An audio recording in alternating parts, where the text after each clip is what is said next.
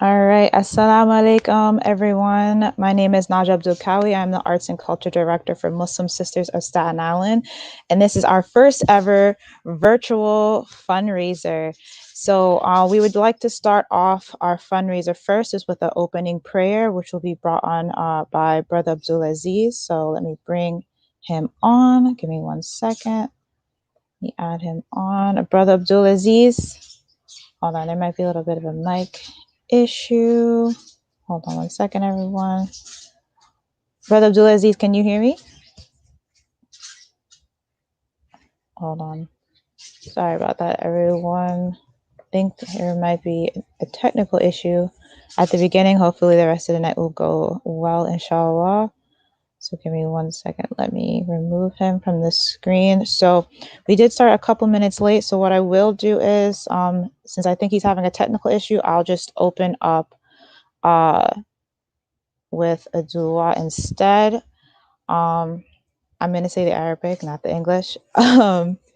So, Bismillahir Rahmanir Rahim. Alhamdulillahi Rabbil Alameen. Ar-Rahmanir Rahim. مالك يوم الدين إياك نعبد وإياك نستعين اهدنا الصراط المستقيم صراط الذين أنعمت عليهم غير المغضوب عليهم ولا ضالين آمين. And that's basically a prayer that a lot of us Muslims do, usually right before we, make our 5 daily prayers, and also a way that we like to open up before we start anything to kind of give us, prosperity and positivity in anything that we do. So now I will be bringing on our founder and executive director, Safiya Abdul-Qawiyy. Safiya, would you greet everyone, please? Assalamu alaikum, everyone. How is Okay. everyone doing today? So would you like to talk a little bit about why we have people looking at their screens this evening? Sure.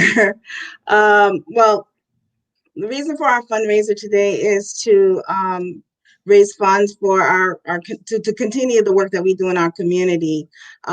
Muslim Sisters of Staten Island, if most of you don't know, we're a nonprofit organization.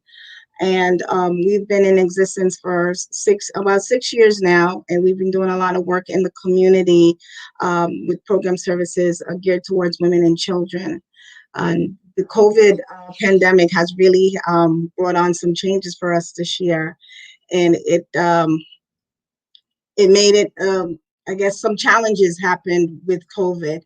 So the focus of, like I said before, the focus of our organization is to support the vulnerable population of women and children. And through the years, we have met with many and partnered with many and collaborated with many organizations who have dedicated to the cause. This year, our work was challenged even more with the outbreak of the coronavirus and life changes that came with combating this virus. This virus definitely had a great impact on our communities that we serve, and it caused a lot of restrictions and movements within the community.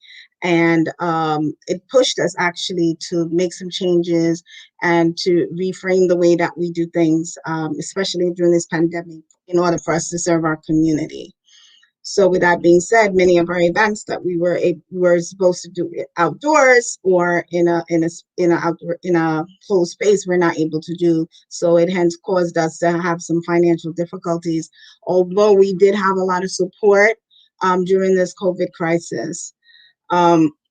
So like with us, I know many of you guys may have the same challenges that we face with accessing to different resources that normally we wouldn't have any issues accessing for our clients. So, but we're really thankful for the community to be on our platform and to come out to support the work that we do. We've gotten a lot of wonderful feedbacks this year with a lot of the charitable things that we've been doing in the community despite COVID. We've had a lot of community support. A lot of collaborations came out of these quarantines and these staying in place orders.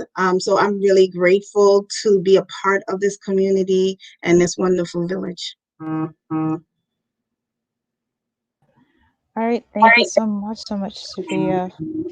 for talking about that and talking about some of the things that we have been doing, because there have been a lot of changes to this year, how we, especially in regards to health, right? How we respond to each other, how we interact with each other has become very different. How we get certain resources has become very different. Even the way we do fundraisers and even the way we interact is all completely virtual, as you guys can see here today. And alhamdulillah, we've been able to have really great supporters, really great organizations, and really great people to help us, you know, with going through this year. But inshallah, we'll need to be pushed forward more into the next year. So thank you so much, Sophia. You will see in a couple of seconds a little banner at the bottom. It will tell you where exactly to go to donate. So it is going to be on our website, which is muslimsistersofsi.com/donate. And then you put another slash at the end. You can donate any amount. Every amount literally counts. It goes towards a lot of our resources that we do provide for the community, as well as make sure that we're up and running so we can keep those resources going. So the first, let me make sure everyone I need is on a bullet. So the first person I'm going to have speak after me is going to be Sister Asiya. So let me see if Sister Asiya is in the house. Give me 1 second. Okay, so we're going to try to get in contact with Sister Asiya really quickly so she can just hop on. So in the meantime, I will just talk to you guys a little bit more about what our organization is and who we are, because some of you guys might be the first time you're seeing our lovely faces on the screen. So we are a nonprofit organization. We have been around since 2014. Alhamdulillah, we're still going, even through the pandemic. So we provide programs and services mostly to underserved women and children. However, we provide services for all families, for all groups, because at the end of the day, just like our slogan says, the community is our priority, even in a pandemic, right? Even in a pandemic, the community is our priority. And at the end of the day, anyone that lives in the community is part of the community. And anyone who thrives in the community is part of our, responsibility. So that's one of the things, our major thing that we have as our mission. So now that I see our lovely Sister Asiya is here, I'm going to add her onto the screen. Assalamu alaikum, Sister Asiya. Wa alaikum salam wa rahmatullahi wa barakatuh. Thank you so much for joining us today for our first ever virtual fundraiser. And this is my first time ever speaking at a virtual fundraiser. So subhanAllah, this is a first for both of us. Oh, alhamdulillah, inshallah. It's a good experience. Yeah, So inshallah. I'm gonna let you take the wheel kind of with what our theme is for our fundraiser. So I'll let you have at it. Okay. Well, assalamu alaikum wa rahmatullahi wa barakatuh for all those that are tuning in and participating in this virtual fundraising event for the Muslim Sisters of Staten Island. I want to first start by thanking the MSSI organization for putting something on as such as this during such a unprecedented time, at a time when it's very trying, and they're still putting on such an event to create positivity around the world. So I feel honored to be here speaking in front of everyone and to all those listening in. And as they provided, when I spoke to the executive director and she provided me the topic of today's, fundraiser, which is It Takes a Village, I pondered on that topic, and a particular hadith came to mind that many of you may be very familiar with. And that is when the Prophet ﷺ, he said, the parable of the believers in their affection, mercy, and compassion for each other is that of a body. That when any limb aches, the whole body reacts with sleeplessness and fever. So I took that and I related it to the times that we are living in right now.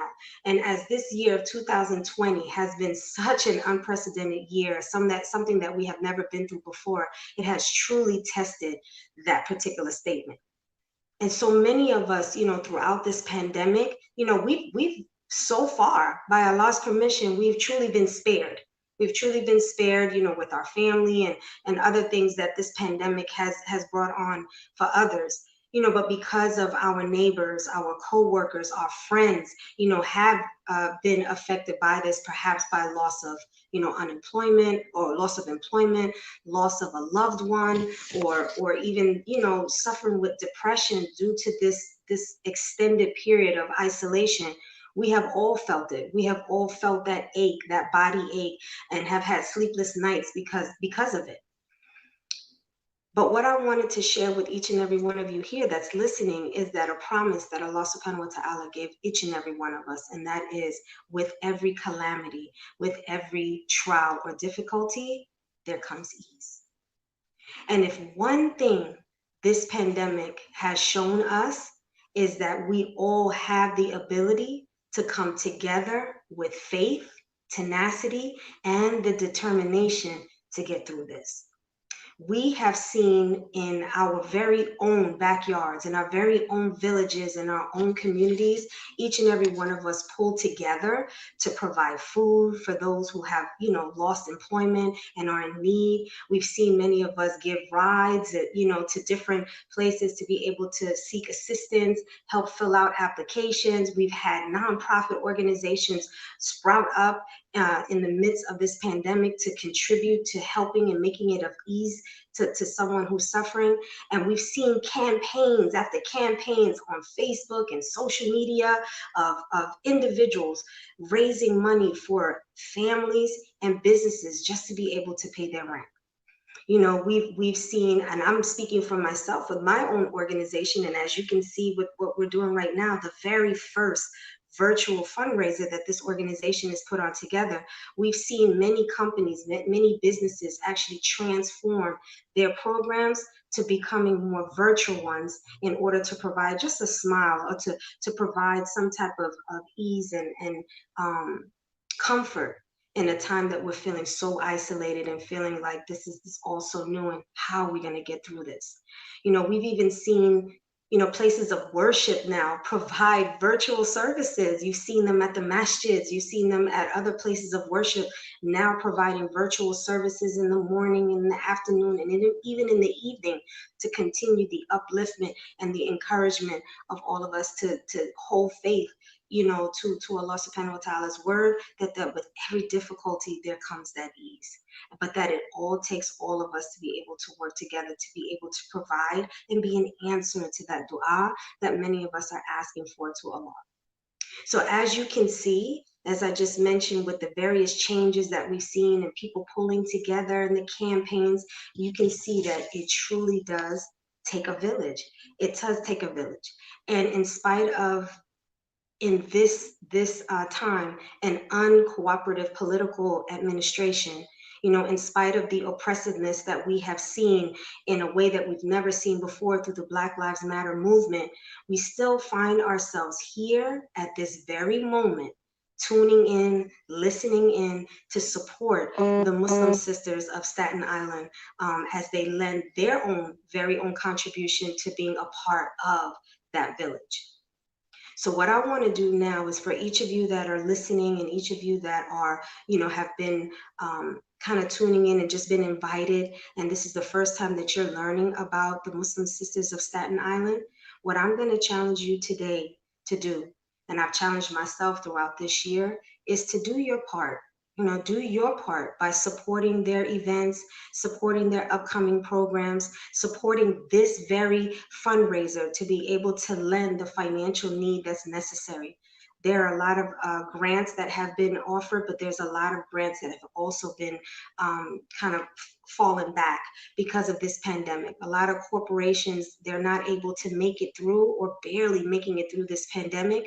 And so the corporate funding that the Muslim Sisters of Staten Island may have received before, it may not be there. So again, I'm reiterating, it's going to take a village, and that village is you, to continue to help in providing the programs and the events. And I've seen through this pandemic the consistency of this organization in bringing the necessary need, the necessary assistance, the necessary knowledge that is needed in our communities to get through this. So as they're doing their part to be part of the village, I'm challenging you to do your part by supporting them in that process.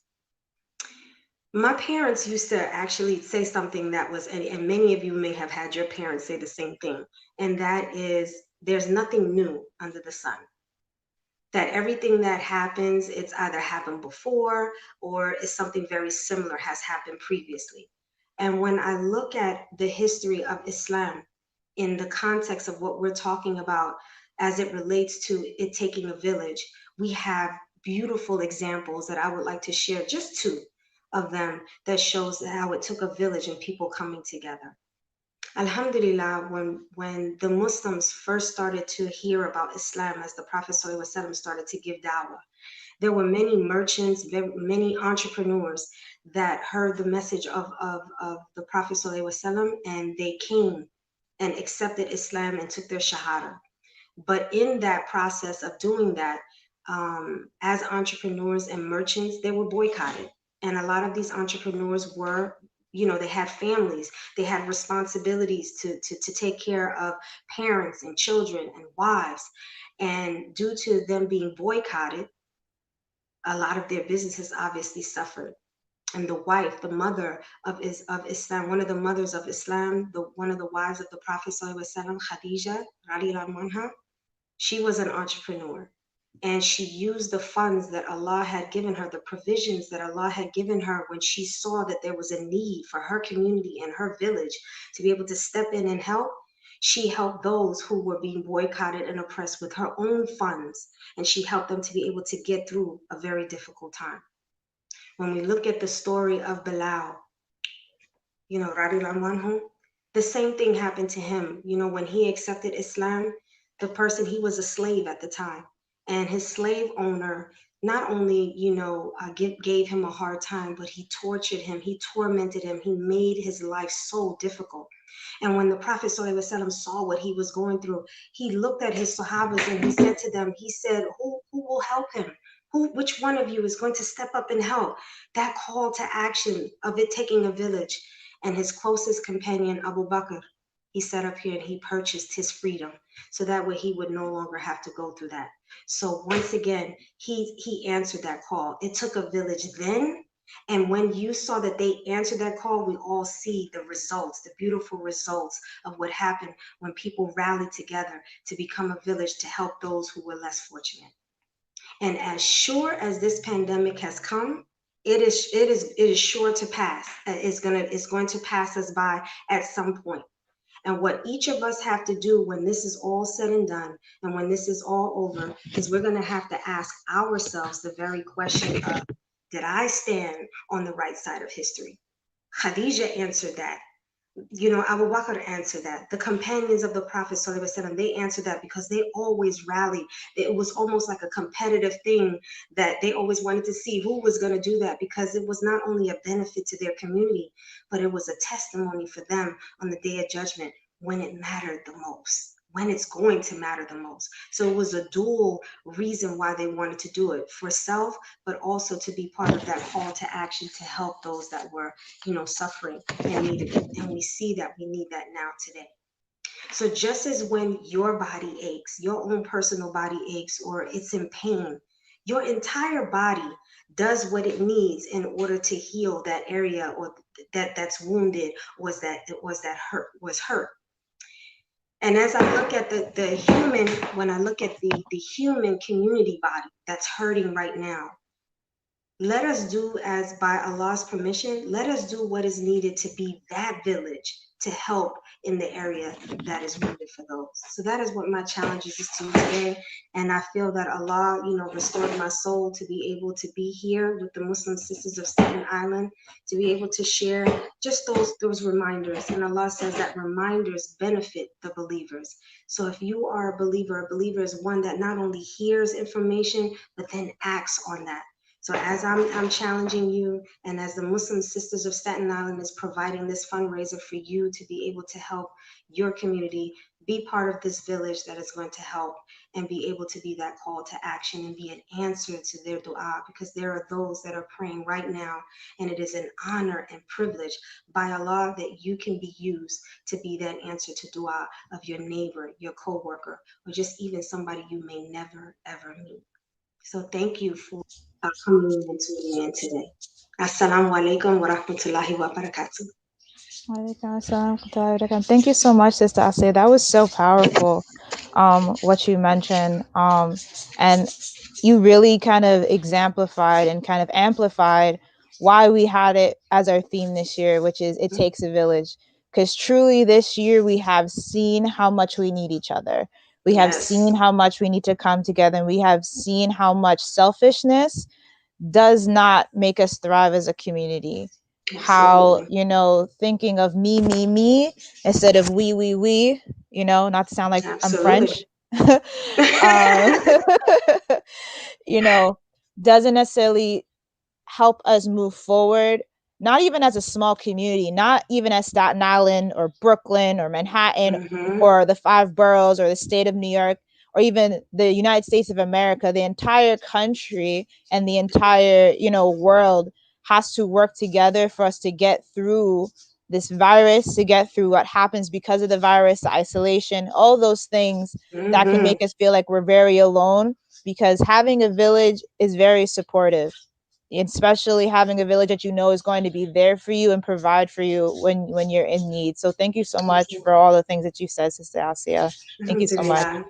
All right, not a problem.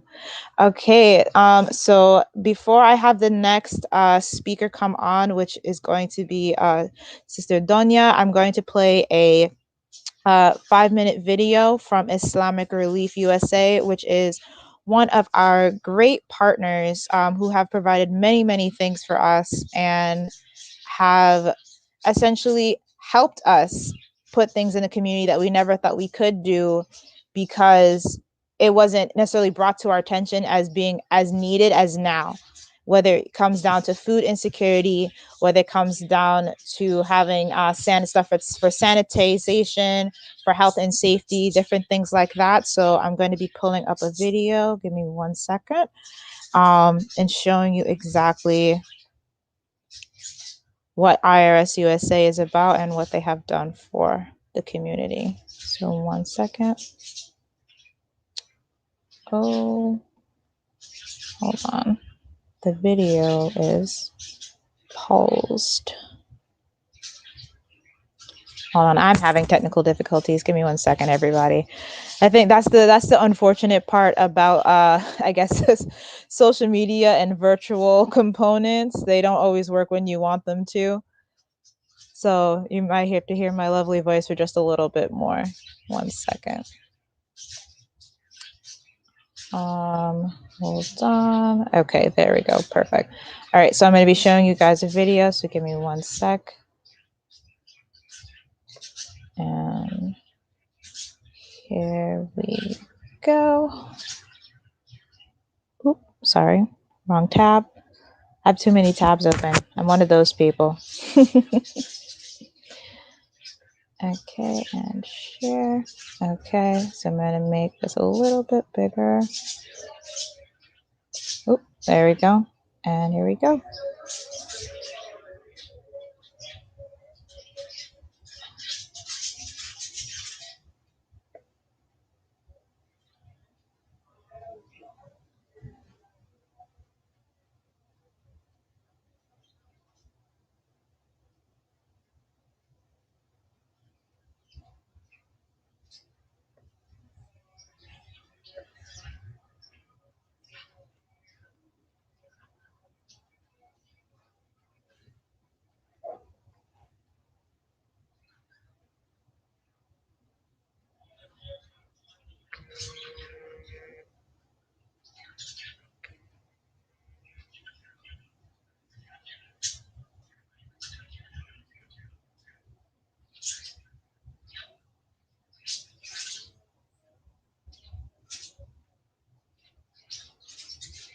Oh, there's no volume. Hold on 1 second.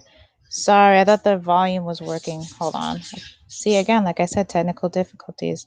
Give me 1 second, everyone. I just got informed the volume is not working. So hold on. Let me try to fix that. So let me go here to the side and redo the video just to make sure you guys can hear it. Hold on. Okay, so let me try sharing my screen again.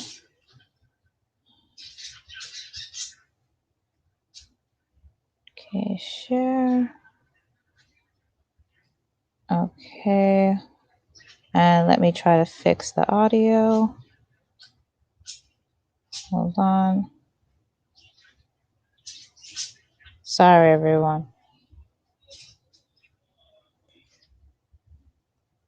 Hoping everyone was able to hear the audio. I'm going to turn up my volume. Perhaps that will fix the issue. Okay, sorry about that. So let me try replaying the video so that you guys are able to hear it.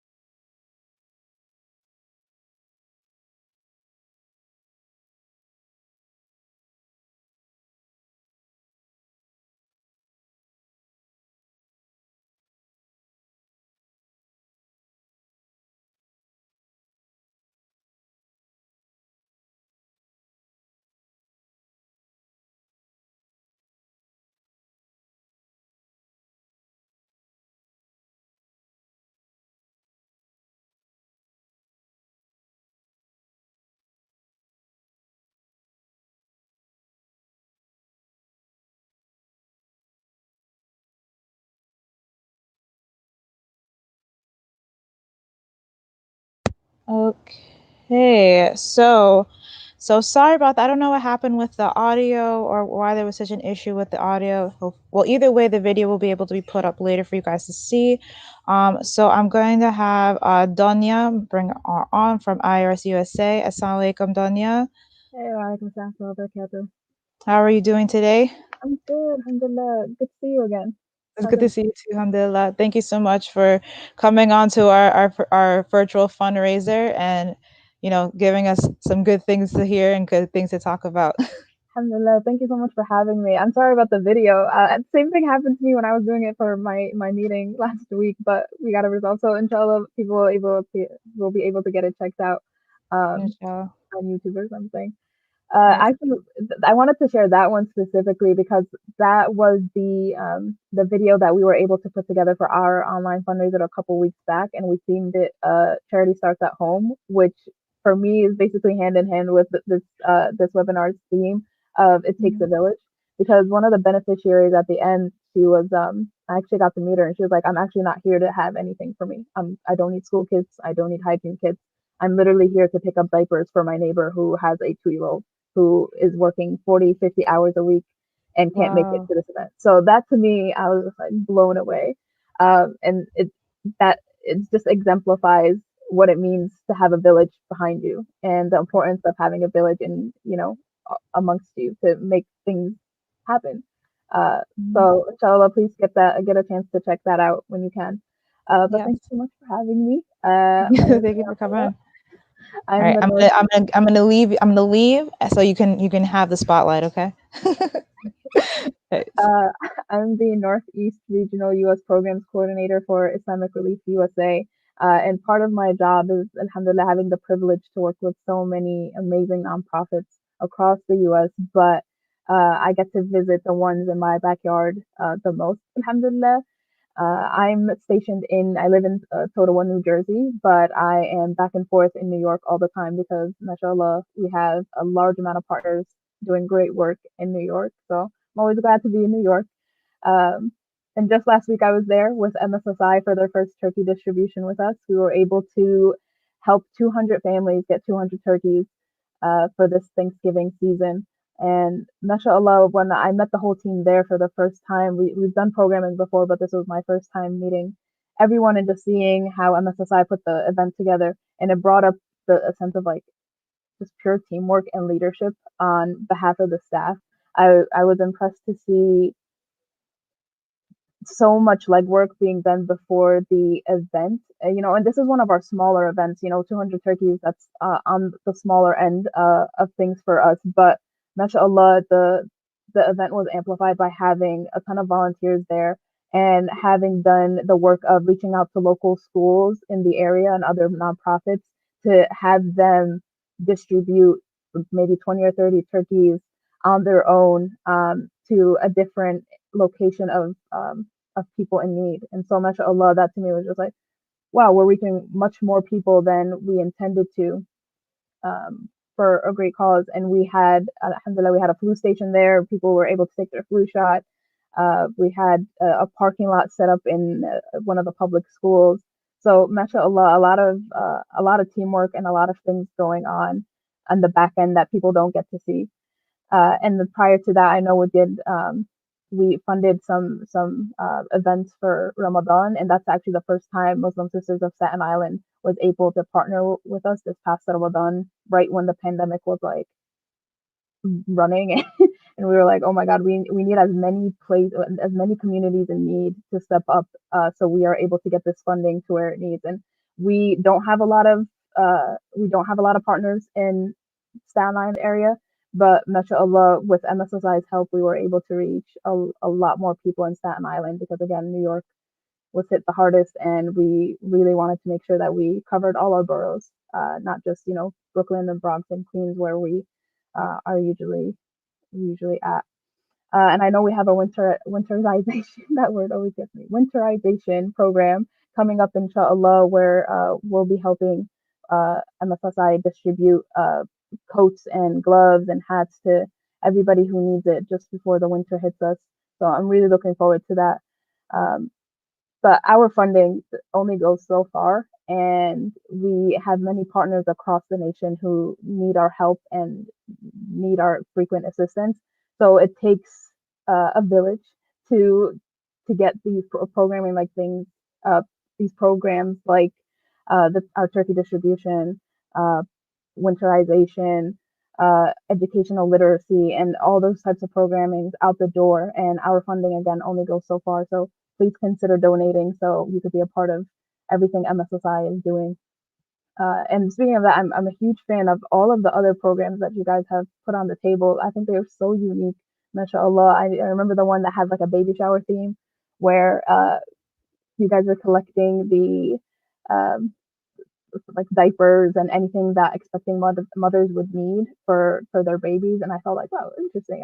It's obviously a need throughout the world, but I haven't really seen it being put into a program like that. And I know another one where you guys partnered with a department in New York City on a webinar during this pandemic to get somebody to talk about how to best help your kids during this time, education wise, during the pandemic, because it has not been easy to have kids at home uh, during their schoolwork and you working at home or not working at home. So I thought that was such a unique program to put on the table. And mashallah, MSSI has not slowed down in that front. But the work is still needed everywhere. Your help is still needed everywhere.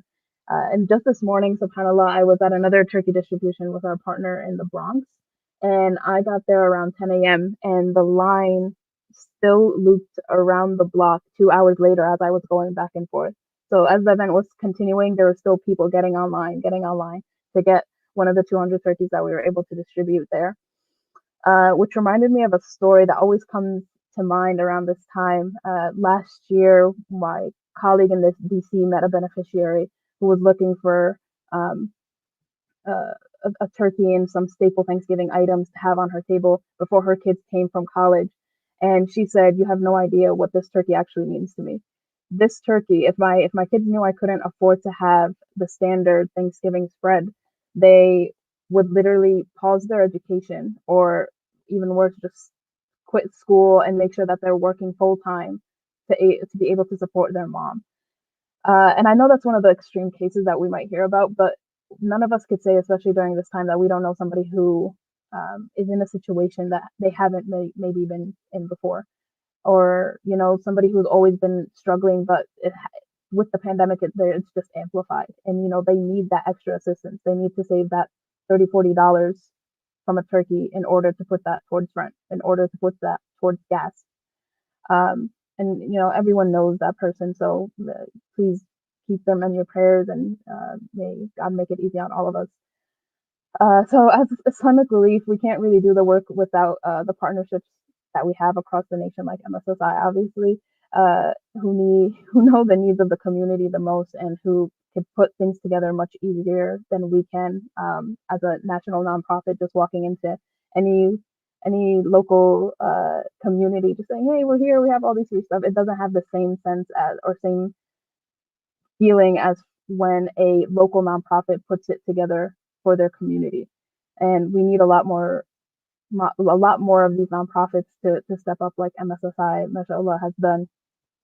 And just to close out, MSSI really does have a special place in my heart, and all of the partners whose staff have a 9 to 5 working full time, parents doing a ton of other things on the side, and yet moonlight as superheroes, mashallah.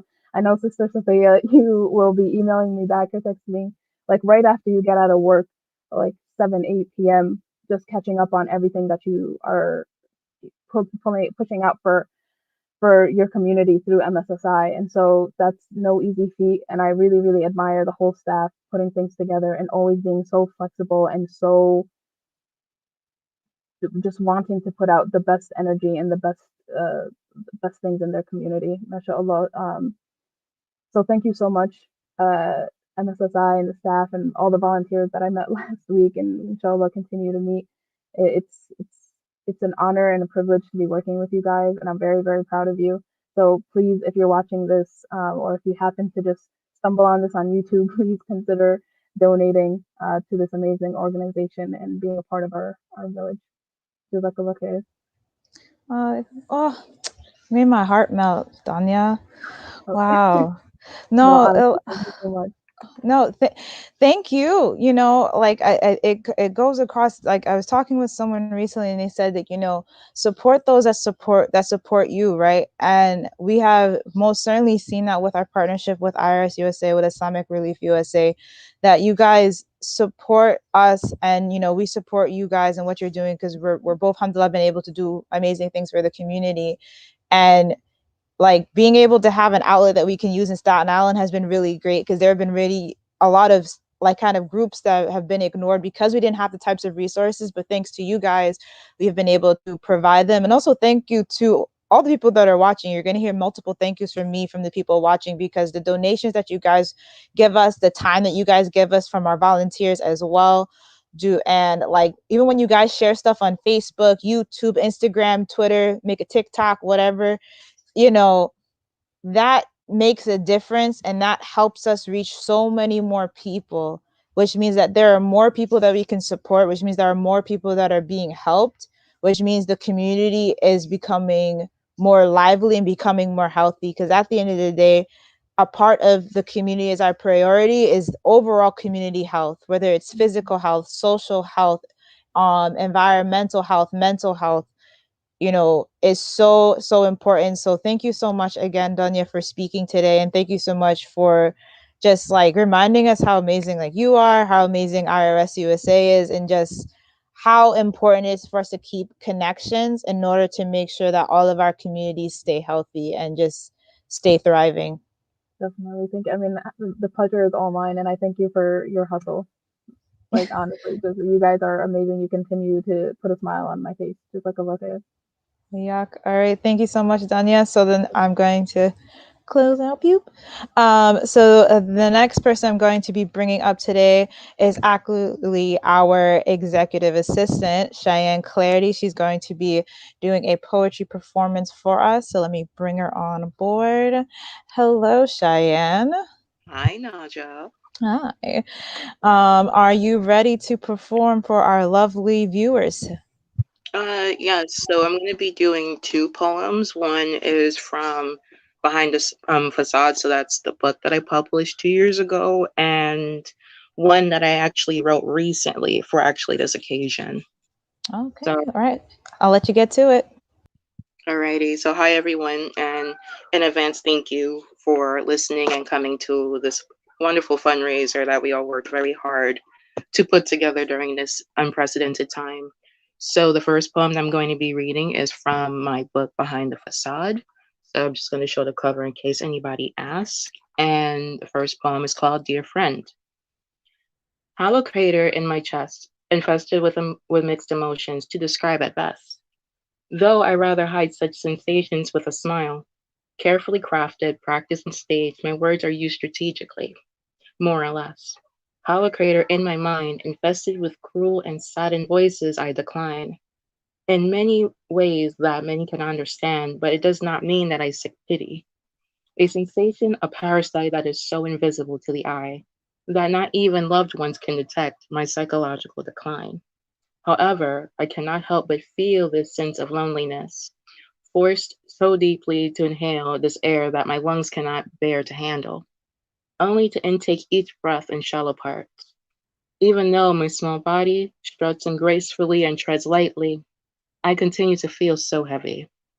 Being weighed down by hopelessness, emptiness, I cannot help but extend my hands to a lost soul.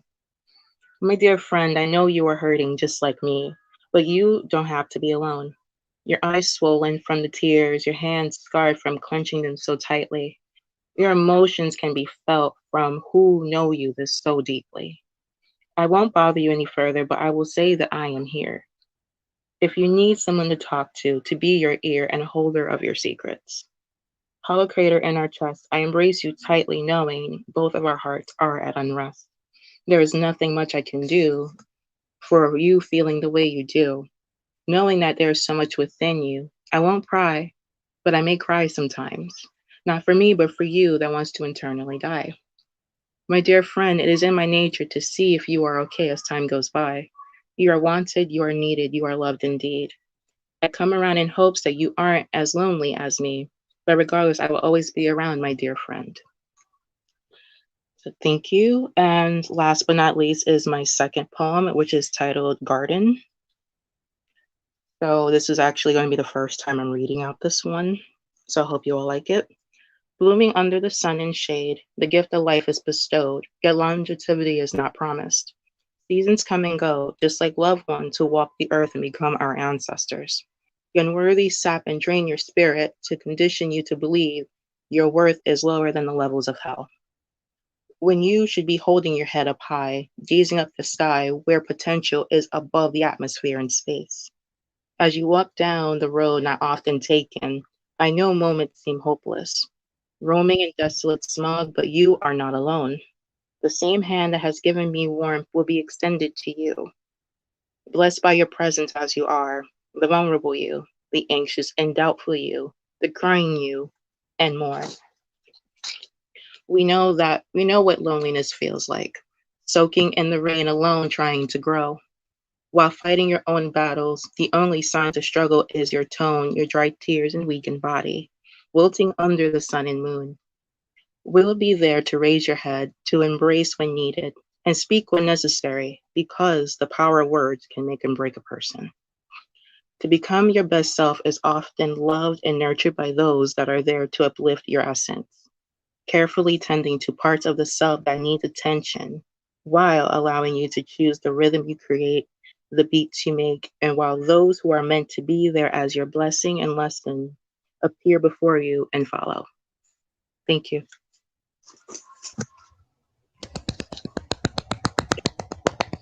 You can't hear the applause from YouTube and Facebook, but I'm pretty sure they're clapping too. Thank you so much for that wonderful performance. It was very heartfelt.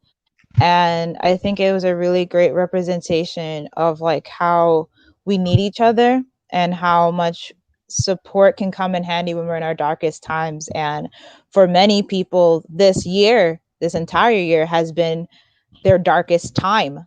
Not even times, just the whole time we've been, dealing with this pandemic, dealing with job loss, dealing with family loss, dealing with separation, isolation, all of those different things. So you really did exemplify in a lot of ways how many people who are watching this and how many people who will watch this at a later point in time are feeling, but how much a helping hand can kind of, what did you say, like make the garden grow or flourish, something around that.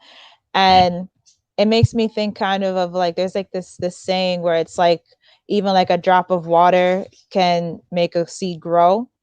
And I think that's really important, that even if one of us does something and it might seem like it's minuscule or it's not important, it really does help the overall effort of having something grow and thrive in the community, because somebody else might see it and be like, oh, I want to help out with that. Oh, I want to support that. I want to, pick that up. I want to help that grow further and further. So thank you so much, Cheyenne, for your poems and performing for us tonight.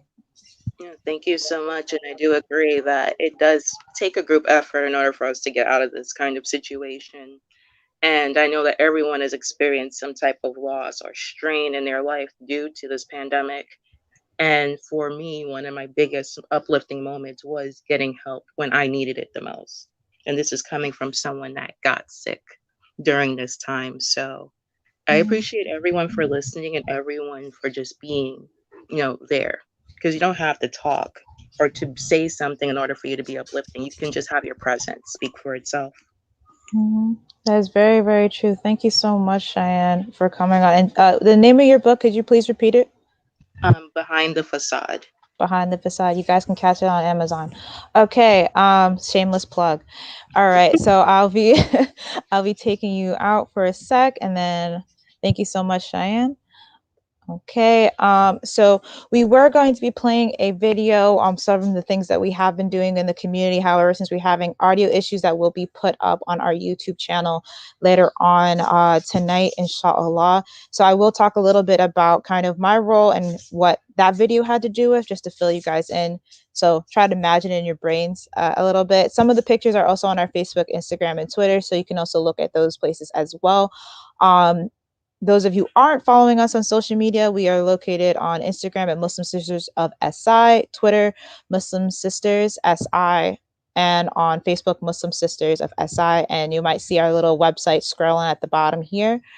So again, my name is Najah Abdul-Qawiyy. I am the Arts and Culture Director for Muslim Sisters of Staten Island, as well as the project manager for another sub group that we have, which is called Geek at Staten Island, which is a geek convention for like all the nerdy things. You might see some people dressed up in costumes for Comic-Con and anime and like all those different types of things. So one of the videos that we wanted to show, and inshallah will be posted later due to unfortunate sound issues, was how our summer camp went this year. So this year, as everyone knows, we could not have anything really in person, right? There's a lot of like uncertainties, there's still not a lot of in-person interactions. So we still wanted to provide a summer camp. We still wanted to provide something to, the children in our community that have just been staring at their screens for 8 hours a day doing school and kind of feeling burnt out by it. So even if they were staring at their screens for like about 5 hours, in the day, it was to be fun as well as educational. Right. So we had, our partners at Health Education Project bring kind of a nutritional value, health, and like fitness value into it. We also had camp counselors come on, Malika as well as Sandra, to teach the kids Arabic, to teach the kids STEM projects. We taught them how to build their own at-home bubble blower. All you need is a plastic bottle and a sock. Look it up. And we also just kind of really wanted to engage the kids in a different way on a virtual platform, because the virtual platform is very different from just posting on social media. Having like full on lessons and interaction that you have is very different. And we had to really learn how to interact and engage with our audience, especially the kids, to make sure that they felt that they were being heard, that they were being listened to, but also too that they could like take leadership roles, even if it's just through the screen. So we would have them team up and do things in groups. We would make sure that they, you know, felt like they could vote on certain things. And we used a platform called Click to Camp to kind of make a schedule for them to look forward to know what they were doing for each day. And it brought them to each section.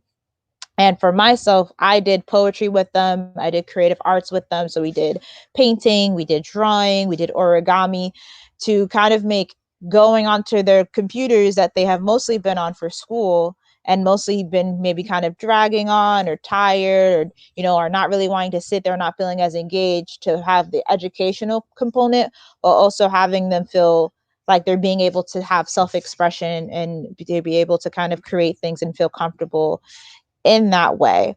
Another video that we wanted to show was some of the things that we have done with IRS USA, with Islamic Relief USA, which is one, we did a turkey giveaway last Saturday, alhamdulillah, with a wonderful group who came and helped out with some really great volunteers, which is Hussein. And we also were able to give out a lot of food, alhamdulillah, like to people in the community. We did about 4 different COVID-19 food distribution. So we had cereal, pancake mix, oil, tomato sauce, peanut butter for those who aren't allergic to peanuts, jelly, all these different things that we knew that people needed. Because at a certain point in time, we weren't sure about even going outside of our homes and risking the idea of going to the supermarket. So having it where they could just come to one place, pick up the essential things that they needed for their families, and kind of be able to go straight home without having to go through the process of maybe getting on a bus, or maybe getting to a supermarket where it might be overcrowded. They might not have enough supplies, because that was also during the time when a lot of things were running out and they had to limit things in the supermarkets. We really wanted to provide that for the community because we saw that there was a need. And alhamdulillah, we were able to do it at different locations. We were able to give it to a senior living facility as well, because they don't really get as many visitors, on top of the fact that it's COVID and everything that was happening within the community. So now what I will be doing, I'm just going to check to make sure my audio is still working. Check. Okay, great. So now we'll be having Sarah Blas come on to speak. 1 second. Okay. Oh, hold on. Wait, wrong one. This one. There we go. All right. Hello. How are you? I am doing very well. How are you? I am great. Thank you so much for coming and speaking, you know, at our fundraiser. It's lovely to see your face tonight. Oh my goodness, I'm so excited to be here. I can see the excitement. Your cheeks are all the way up here. Your teeth are out. The Muslim Sisters of Staten Island, they do such great work, and I'm so happy to partner with you on the few initiatives I've been able to, plug into. I definitely look forward to doing more of that work with you all. So yes, very exciting. All right, so I'm gonna let you take the wheel, and I'm gonna step on out. Okay. Good evening again, everyone. My name is Sarah Blas, and I'm very excited to be here with you all this evening for the 6th annual fundraiser and award ceremony to support the Muslim Sisters of Staten Island and acknowledge the awardees' dedication to improving our home and helping our neighbors in need. Today, I'm going to talk briefly about the importance of community-based organizations committing to collaborating in a truly cohesive way. I could say that 3 times fast. The importance of saying no to competition and saying yes to collaboration. As a founder, board member, employee, or volunteer of any 501c3, you're signing an informal contract to be of service to the community, to fill the gaps to address inequitable living conditions, and to work with other professionals who have committed to the service of others as well. While this can be a rewarding task and certainly benefits the community at large, it can also be quite arduous. A task that requires us to put aside ego, personal opinions, and to make sure that the only thing in the limelight is community need. It's no secret that Staten Island is the forgotten borough, that funding is scarce, grants are competitive, and in the era of a global pandemic, leaders search for ways to make meaningful connections. To add to those barriers, many of us face religious and racial persecution. But even with all of those barriers and more, MSSI is at the forefront of collaborative-based leadership. I've had the pleasure of working with MSSI wearing each of my community hats, and their genuine intent shines through every phone call, every email, and every single event. Across their collaborative efforts, they practice what I like to note as the 3 Ps. Prioritization. They prioritize developing strategies that are reflective of community need and consistently share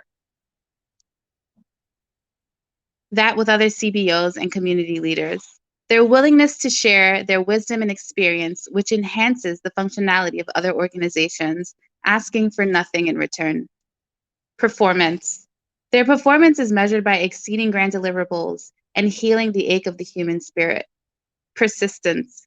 Acknowledging each CBO in their individual journey, continuing to extend a warm welcome to those that wish to serve alongside them. My ask today is that every nonprofit leader follow the footsteps of MSSI, that they emulate what a nonprofit should do and who a nonprofit should be. I'll leave you with a quote that I believe summarizes the heart of MSSI in their efforts to work both with other CBOs and their service to the community. Taking pains to remove the pain of others is the true essence of generosity. Abu Bakr Asakiti. Thank you. Thank you so much, Sarah. Wow.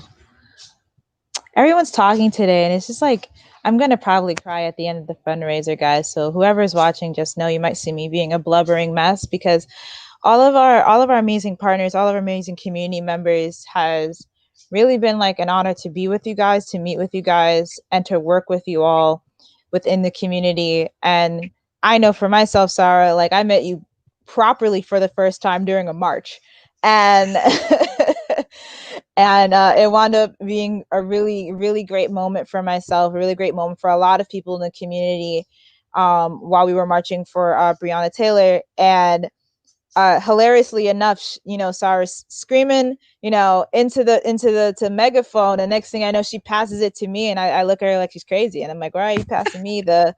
I get that look often. Yeah, like I'm like, "Why are you passing me the megaphone? I'm here in the back." But I am very thankful for that moment. I am very thankful for that moment where you passed me the figurative baton, because it was very empowering to be able to lead in the march, to be part of the cause, to be part of the community in that type of way. And I think that exemplifies how sometimes we do need to pass, the baton, how sometimes we do need to just kind of jump in. And, when we see that there is a need in a community, I feel like our organization, as well as the organizations that you work with and you represent, Sarah, have done that, where we do jump in, like Absolutely. we do, hop into the pool and swim. Haha. And I love it. And we see the need, and we hop in, but the thing is, it's hard for us to jump in if we don't have the resources. It's hard for us to jump in if we don't have the funding. It's hard for us to jump in if we don't have the proper funding for staff or volunteers, because we like to feed our volunteers, so that does cost money. And I'm just really thankful for having you here tonight, and I'm really thankful for the words that you said, the kind words, and just being honest and true to yourself and to the community and all the things that you think you do. So thank you so much, Sarah, for everything. Absolutely, and thank you and everyone at MSSI. Thank you so much. All right. So the next person that'll be speaking, one second, my laptop is freezing. See you later, Sarah. Is Tanisha. Let me get Tanisha on board. Do-do-do. Okay, Tanisha, are you ready? Can you hear the sound of my melodious voice? Great. Yes, I am All ready. I right. can hear you. Can you hear me? Yes, I can. I can hear you. Okay, Thank you. great. Thank you so much for having me. Thank you so much for coming and speaking at our fundraiser tonight. So I'm gonna step out. I'm gonna let you take the limelight. Thank you so much. So, I, like Sarah, would like to just say thank you and congratulations to all the honorees, and echo some of the other comments that have been made so far, and how amazing it is that the Muslim Sisters of Staten Island were able to continue on with their fundraiser, this being their sixth year. Putting on the fundraiser, we've all faced undeniable challenges this year, and the way that some of us are still showing up is super amazing. I have had the pleasure to cross paths with Missy during the pandemic, of course, masked up with our masks on and social distance. And I really appreciate all of the work that they are doing. And it's so wonderful to see so many phenomenal women getting involved in some of the things that are going on in Staten Island. So again, congratulations to all of the honorees. I know that the work that you're being acknowledged for is never for the acknowledgement, but rather for the good work. And sometimes it even feels funny when someone puts the spotlight on you, but please take this moment to take a bow because you certainly do deserve it. So I am here today to speak about the education, the inequities that we find ourselves in with education. And American public school system has actually been billed as the great equalizer. It's supposed to be an institution where everybody comes in and they receive their fair share and they are able to use education as a social mobility. That's what we've always been told. That's what we expect. Unfortunately, there is good evidence, there is reputable evidence to demonstrate that that is not the case currently, and it certainly hasn't been the case historically.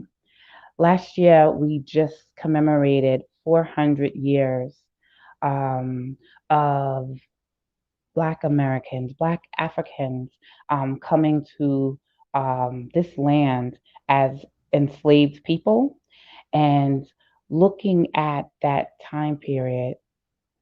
Can you guys still hear me? I'm frozen on my screen. Yep, we can still hear you. You're good to go. Very good. I'm just frozen, so I won't even look at it. Okay, Nope. thanks. Great. Okay, so we know that it's been 400 years since Black Africans have come to what we know as America as enslaved people. And that is where some of the story of inequity begins.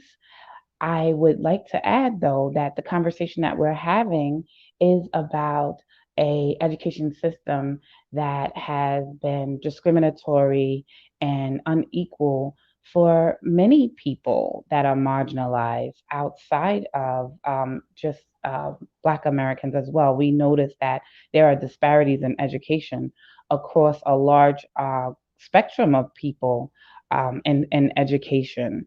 So I just wanted to share with you a little bit of the journey since one of the most major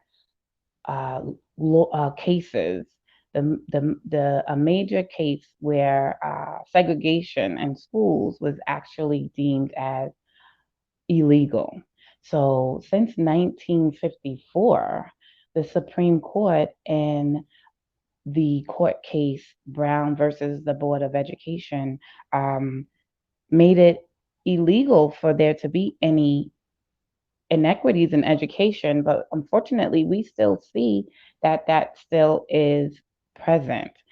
Speaking specifically, we know that there are disparities in the students of color who are suspended. There's disparity in the students of color that are in special education. There is a identifiable achievement gap between populations where you have students of color um, not meeting expected goals in the way that their counterparts do. And what we know as well is that that exists in an intersectional space where you still have, um, for instance, Black girls who are experiencing different circumstances than um, their counterparts. In addition to that, we see what I'm describing in intersectionality is that these things are present. So, for instance, as we talk about different marginalized groups, girls are a group where you'll see a dip in their achievement in math and science. But when you add another layer and take that and make that a girl of color, you see that it's even more exasperated. So, I am proud to say that there is a group of educators on Staten Island specifically that have made a commitment to looking at some of these occurrences and what their roots are.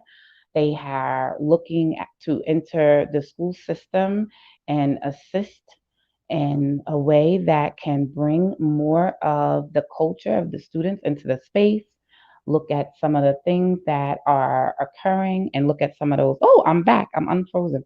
Look at some of the ways that they're being taught, some of the materials in their schools to see if they're reflected.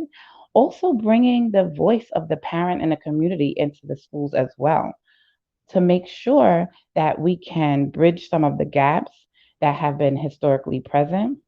And that is done by first admitting that there's a problem. So I am super grateful that I was invited here to speak about this because the first thing that we have to do is admit that there actually is an issue. And the issue doesn't lie. When I spoke about some of the research that's present, none of the research indicates that there's a difference between a student and their ability based on a race or their identified gender. So if we can't point to the fact that a student wouldn't do well and it would be, let's say, a physiological reason, we have to take a look at the system and identify that it's actually the system. If all students are able to achieve and we have data that shows that they aren't, we have to admit that it would have to be the system that has wronged them and admit that they need to take some steps to make amends. And so I thank you for allowing me to talk on this very important subject because the awareness and the willingness to actually do something about it is the first step. Thank you so much. Thank you so much, Nisha, for talking about that. Because again, a lot of things all of you guys are saying are just really bringing it back to it takes a village. Because at the end of the day, the village needs to work together with the people in it, right? The village needs to make sure that the people in the village are being treated fairly, treated equally, and getting, the proper resources that they need to make sure that they can excel and achieve in everything that they do. And if we have a separation, you know, within our community because of race, religion, creed, socioeconomic status, all of those things, that's when we start kind of like pulling apart, because we're all intertwined like a piece of fabric. But once, a loose string goes and you start to pull at it, it starts to unravel. Right. So as long as we keep our connection strong and we keep our humanity and our humility strong, the more we can kind of, one, take care of what's going on with the unrest, going on with inequality, and going on with just overall treatment of human beings. And the more we will thrive as a whole community as opposed to part of the community. So thank you so much, Nisha, for talking about that and bringing that up. Thank you. Thank you for having me.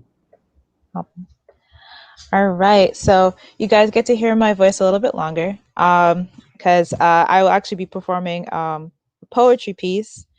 But before I perform one in particular, some of you guys might be wondering some of the programs and services that we provide, because we've been talking about a lot of the things that we have done with other partners, but we haven't talked about some of the things that we do in the community and some of the new initiatives that we have started since last year and the year before.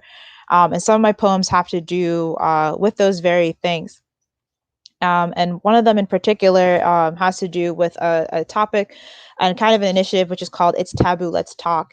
And essentially all it is the title. It's taboo, let's talk. A lot of conversations that we're always afraid to have in many different communities, whether it's about, physical abuse, sexual abuse, mental health, substance abuse, ovarian cancer, diabetes, different types of things that do affect our communities on a daily. However, we are often kind of resistant to having those conversations. And like so many of our speakers had mentioned before, talking about things that go on in the community helps the community feel more comfortable to know that they can receive help and they can receive support with the issues that they have going on. So one of the first ones I have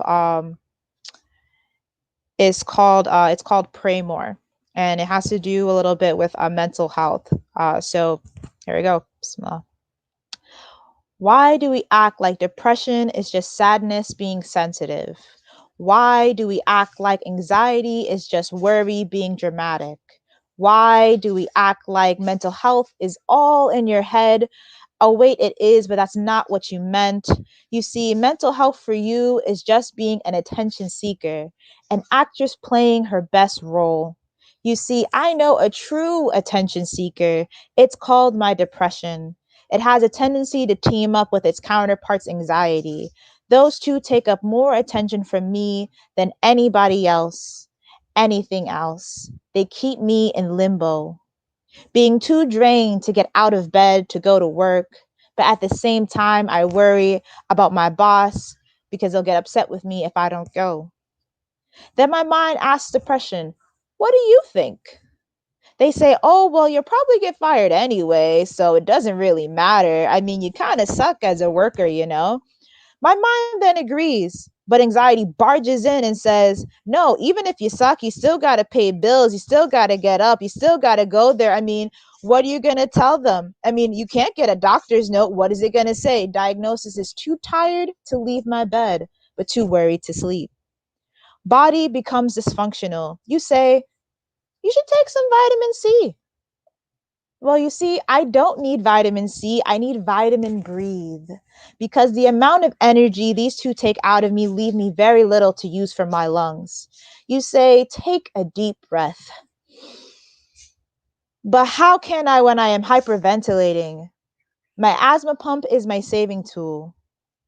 You say, you need to pray more.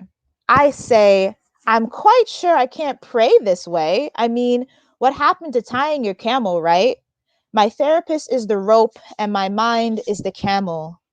Don't get me wrong. I know prayer works because I've seen it many times. However, when I am waiting for my number to be called on an infinite line, the time it takes allows my mind to say hello to its friends, anxiety and depression, the greatest of friends in the land of my mental health. So that is the first poem.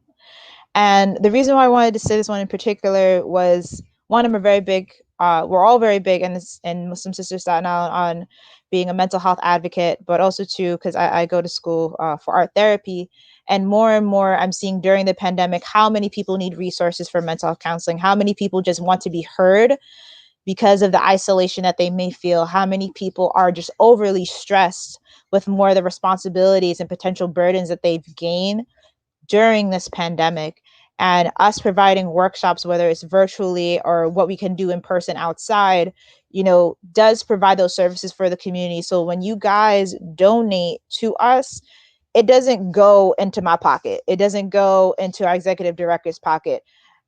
I would say about 90% of all the funding that we receive goes straight into the community. It goes straight into what we try to provide for all of you guys, because we see the need and we see, you know, the importance of the struggle and how much things need to be eased.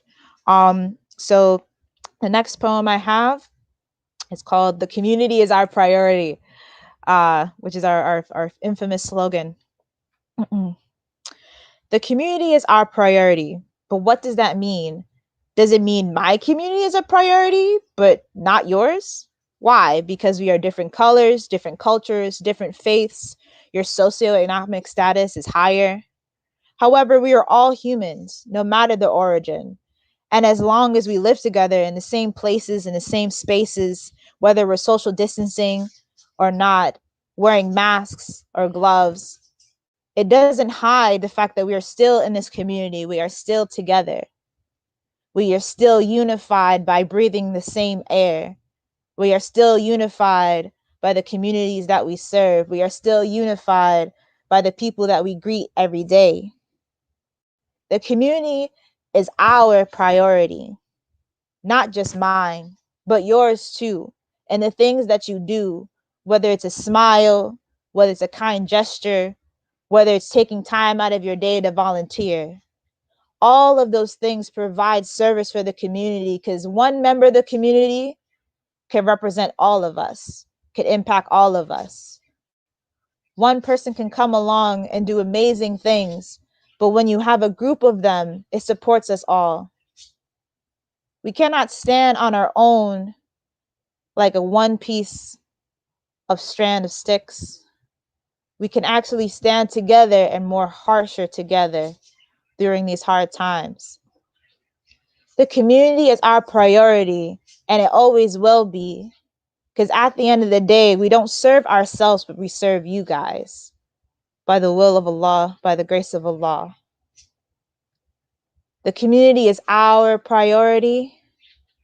However, we always make sure that we prioritize our community. Thank you. So that was my second poem. As you can kind of see where I was going with that. The next person I am going to have speak is going to be, again, our lovely sister Asiya. Let me have her come on board. Give me 1 second.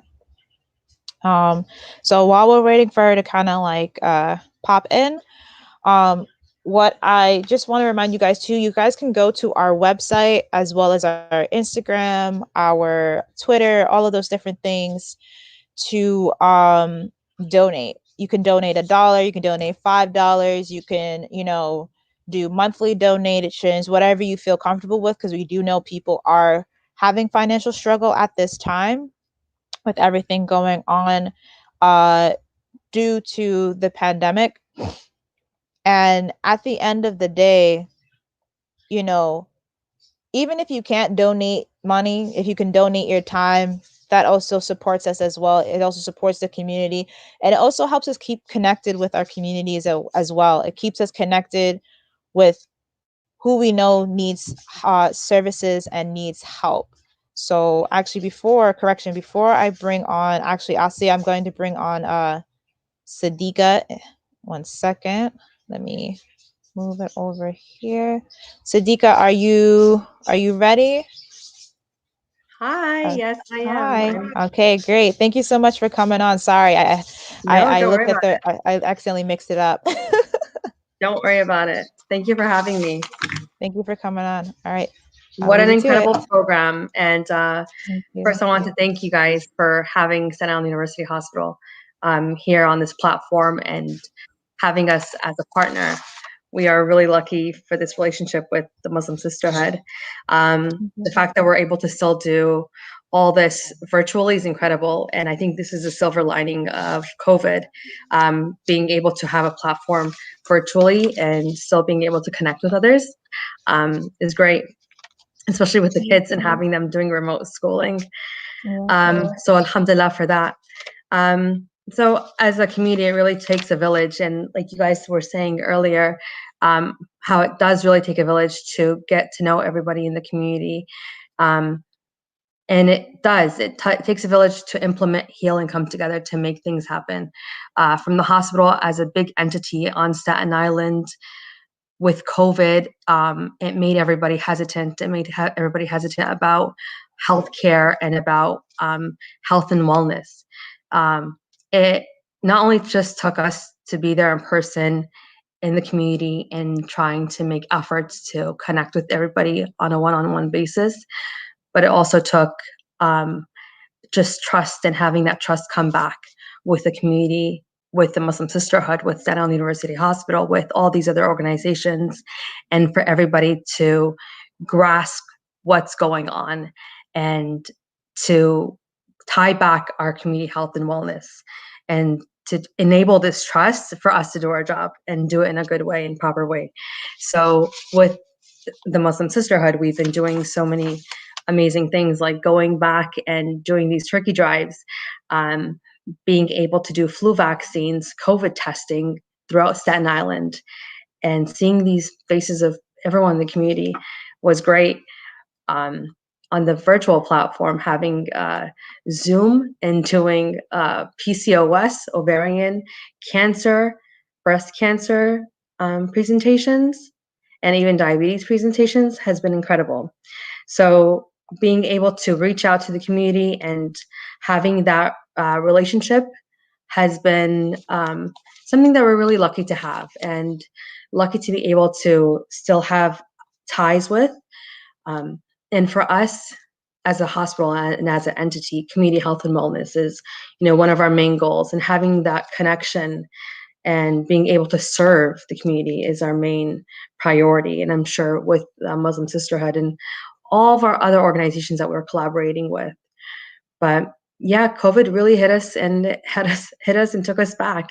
It took us for a real turnaround, and it taught us how to, retaught us how to perform hand hygiene, to what social distancing is, why you have to wear a mask, and being able to trust these scientists and listen to our community leaders, and but still knowing that we're able to provide help and where to get help from. So with the entity of the hospital and being able to serve the community as a nurse, it makes me really feel thankful to have the Muslim Sisterhood there standing, side by side with us and being able to show us and guide each other as a village to be there for the community.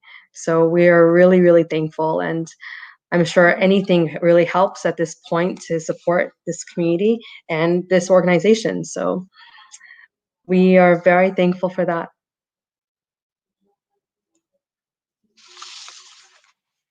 Oh, and you're on mute, Najah. Najah, you're on mute.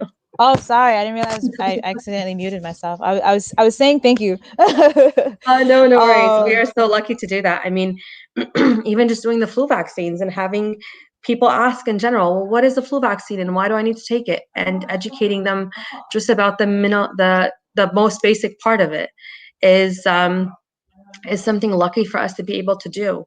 And that bedside, basically community bedside manner, and having the community to trust us is really important. Yeah, no, I completely agree with you. Like part of us continuing to stay glued together is having that sense of trust. And I think having you guys as a partner has helped us with having the community trust health providers, as well as, having the community trust that we care about their health. So thank you so much for, continue to work with us, to partner with us, always supporting the types of events that we do and allowing us to educate the community more about things involving health that go on. So thank you so much. And thank you for having us and having this relationship with us. Thank you. All right. See you later. Okay. So I will now bring on Senator Diane Savino. So can you hear me, Senator? I can hear you, Najah. How are you? I'm good. How are you? I'm well.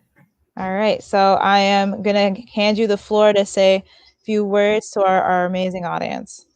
Well, first, I want to thank you guys for including me tonight and honoring me, although quite honestly, it should be the other way around. We should be honoring you. You know, you guys, the Muslim sisters, all through this pandemic, you have not missed a beat. You guys have been out there continuing to do the work of not just organizing, but doing outreach to your community and beyond your community to women across Staten Island. I just want to, you know, people may not be aware of it, but when you think about where we've been in the past 7 or 8 months, we've all, you know, had to change everything we do in our life, right? We're social distancing. Many of us are working remotely. We're not able to be with our family. We're most importantly, though, a lot of people are postponing the things that they should do for their health. And what does that mean? Well, they're not going to their regular doctor's appointments. They're not going for the mammography. They're not going to take control of their health. And you guys stepped in to fill that void with your health fairs, with your mobile breast screening truck, making sure people are getting their flu shots, not overlooking the things that can keep people healthy and safe in their community during this time of COVID. So I know the theme of tonight's event is It Takes a Village, and you're absolutely right. It does. It takes a village. All of us working together to close those gaps, to make sure that people have what they need so that we're safe and that we can all continue to prosper. And I just want to say thank you for recognizing my office. I know you guys do a lot of work with Jessica from my office. She's actually watching and listening in the whole time. And we are here as a resource for whatever you guys need in any way that we can be helpful. We have plenty of PPE. If anybody needs it, please let us know. We have packages. We can have it delivered. And we are there as a partner and a resource because you're right. It does take a village. So I just want to say thank you to the Muslim Sisters of Staten Island for the work that you've done in the past, the continuing work. And if people are listening out there, I know it's difficult. Everybody is being asked to donate to a million different causes. But you know what? If you can find it in your heart or in your pocket to just make a small donation to the Muslim Sisters of Staten Island, you know where it's going. You've heard them talk about their work. You've seen what they do with it. It's really important. So whether it's $5, $10, or whatever else you can afford, it's money well spent. And it really could be the difference, for really helping people here on Staten Island. So with that being said, I just want to, again, thank you guys for the work you do. And thank you for thinking enough of me to, give me an award for something. I'm not quite sure. I think mostly you guys deserve the awards. Oh, thank you, Senator. I mean, we try our best to recognize the people in our community. And at the end of the day, we are recognizing you because, you're a public figure. You help get the job done in a lot of different ways. So, it would be sometimes in a way an injustice not to recognize you and the things that you have done for the community and how much you have impacted the community and just seeing the kind of results of it. Well, so thank you. I appreciate that. I do appreciate that. I want everybody to have a happy, healthy Thanksgiving. Yes. Remember, practice social distancing, wear a mask, wash your hands. And and all kidding aside, Staten Island, unfortunately, we are seeing very high numbers of infections right now. Hospitalization rates are triple what they were just a few weeks ago. That is serious. We need to take it seriously. We did a lot of hard work earlier this year to not only bend the curve, but flatten it. We don't want to go backwards. But if we don't observe the protocols, we will undo all the good work that we did. And we cannot afford to do that. So everyone, be safe, be healthy, be happy, and wear a mask. All right. Thank you so much, Senator Diane Savino. You're welcome.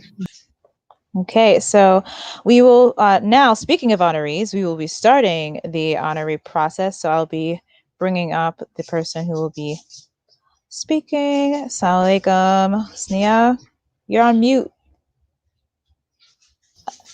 There we go. Assalamu alaikum. All right, so I'm going to be handing off the MC baton over to Sister Husnia. She will be mentioning the honorees, and I'll be kind of putting up each honoree to say a little bit of words as we go along. Okay, so take it away. Thank you, Najah. Our first honoree today is Amoy Band. This village award is presented to Amoy Band for her tireless community work and activism. putting the community first and helping to strengthen the village. Thank you, Amoy. Thank you so much, Husnia. Wonderful to see you. Yes, yes, and thank you so much to Muslim Sisters of Staten Island, Najah, Safia, and everyone. Thank you, thank you. I'm really, really honored. To echo the words of Senator Diane Savino, honestly, you guys are the ones who do the work. You guys are the ones who are out there. I just follow in your footsteps. The term hashtag it takes a village is so it rings very close to my heart because it's something that I keep saying that we cannot do this alone. Nobody can do it alone. And from the first time that I met Safia and yourself, Husnia, and Najah, it was always about getting to work and being of service to the community. And so you guys mission is in lock and step. I consider myself like a pseudo Missy member, like, the amount of phone calls and conversations and planning and coordinating, it's immense. But I just want to say something that I learned from my time living in Morocco. La shukran ala waji. No thanks for my duty. I appreciate it very much. I appreciate it, but I've always believed that it is my duty to be of service. It is the right thing to do. It is what you're supposed to do. And as long as Allah allows me to wake up in the morning and gives me the strength to get out of bed, and I will always do my duty of serving my community. So shukran bazaf to all of my sisters at Missy. You guys were like a second family to me. I'm so appreciative. Thank you so, so much. Thank you, Amoy. Our second village awardee is Ms. Sarah Blas for her continued commitment to communities of color, child wellness, food justice, promoting civic engagement, and fighting to destigmatize mental health through therapeutic art.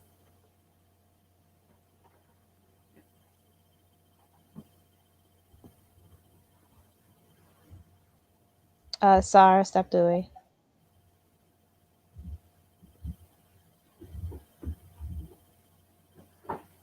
She may have stepped out. So our third awardee, this village award goes to Senator Diane Savino for her assiduity and tireless support of the village, for recognition of Missy through our first proclamation on Staten Island, as well as her valuable community contribution. Thank you, Senator. She also stepped out. So I hope this next awardee is here. Brother Gareth Bryan, for his tenacity and devotion to his faith, his love for and commitment to community well-being, and his continued support of Missy and our initiatives. This village award goes to Gareth Bryan. You see my face, you know it's different. This next awardee, Sadiqa Adi, for her role as a community health nurse and her passion for supporting and assisting her community, as well as her dedication to the welfare of those around her.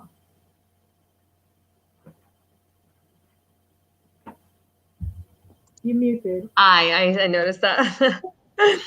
Thank you, Husnia and Najah and Safia, the entire Muslim Sisterhood, for giving me this award. I mean, it is for the entire hospital. For them, without their support and without your support, we couldn't have made any of this possible. Thank you. Thank you, Sadiqa. The next village award goes to Jacqueline Torres for her perseverance in supporting and working for her community and helping to create the village. Oh. Hello. Thank you very much. It's I'm very excited about this. It's been some time now that we have been working together with Miss, and I look forward to further collaboration. Thank you. We look forward to it too. The next Village Award is for Zainab Abdul-Rahim for her unyielding strength and dedication to her work as a mental health counselor and supporter, as well as her advocacy for the socio-economical and mental health needs of her community.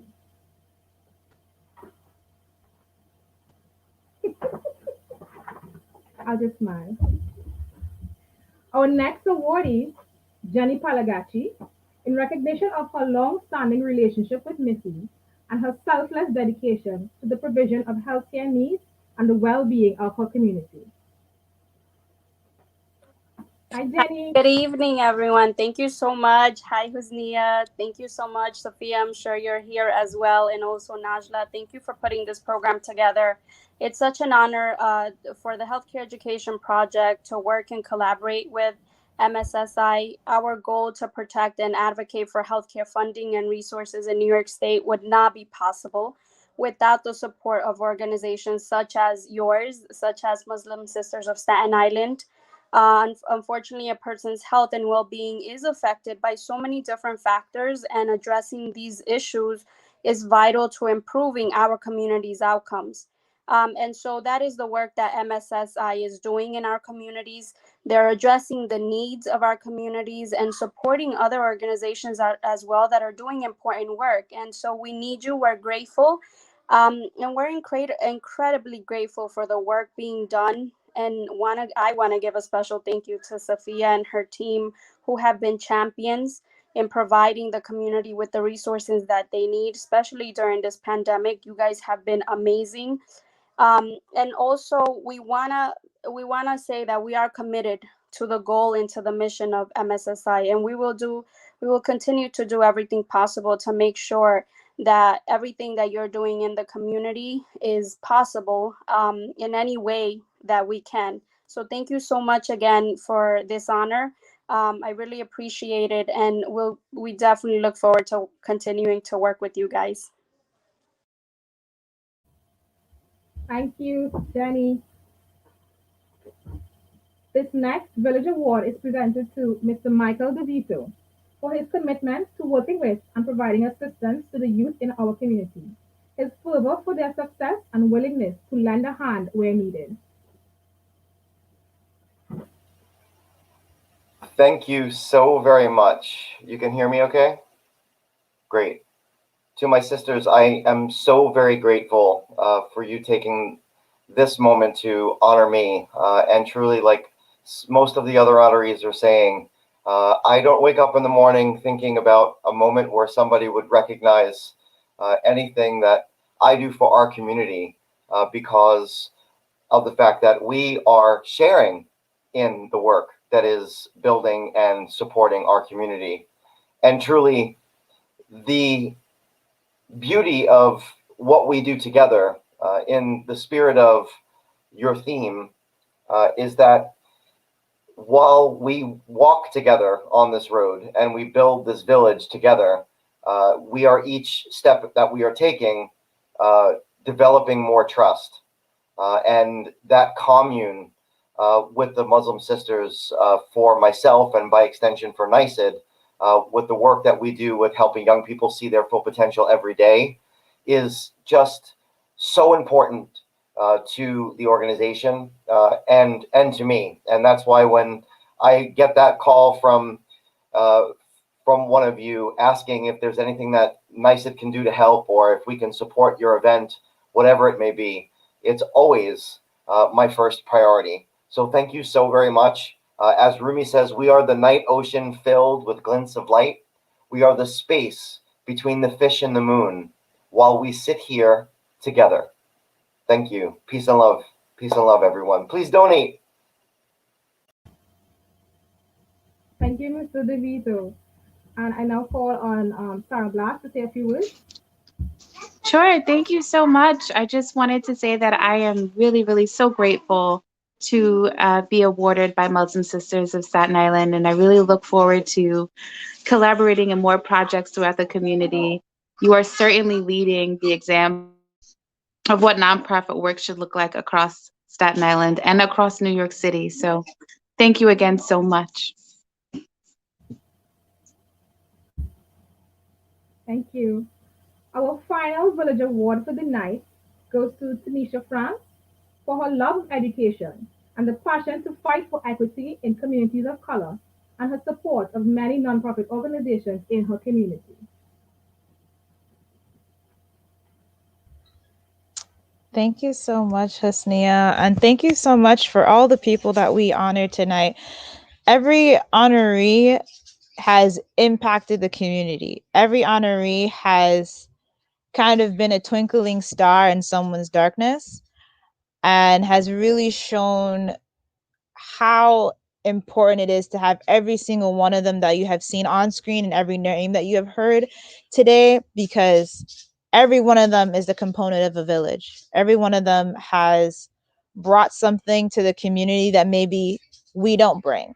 And that's completely fine because we're all working together as puzzle pieces. And thank you so much, Hosnia, for reading out the names, reading what they have done for the community. And I appreciate it so much. Thank you. So what we'll be doing next, one second, hold on, technical difficulties. So something I would actually like to show you guys, just to get a little bit more used to us and kind of the things that we do. I'm actually going to be showing you guys our website and some of the programs and services that we provide in the community.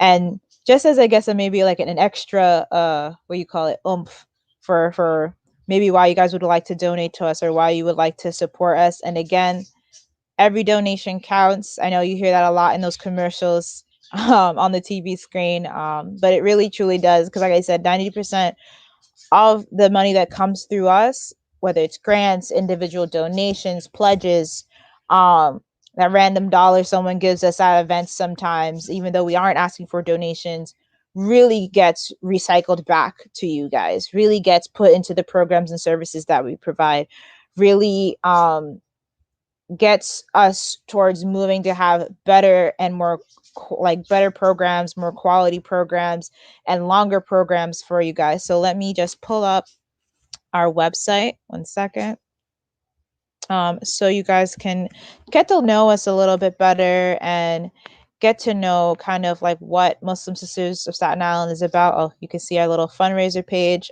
So when you go onto our website, let me actually make it a little bit bigger.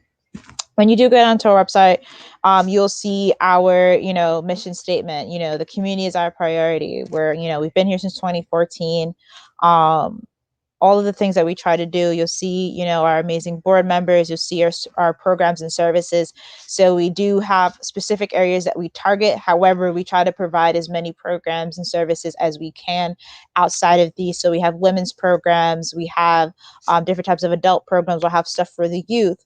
We'll have different types of workshops and events, community service. So you'll have like the community baby shower would be community services, or giving out stuff through IRS USA would be community service. We might have women-centered programs such as the PCOS, ovarian cancer type of programs. And alhamdulillah, we have like a relatively user-friendly platform. And if you guys would like to donate, you would just click over here to this little purple donate button, click, and it will eventually bring you, sorry, my internet is a little slow.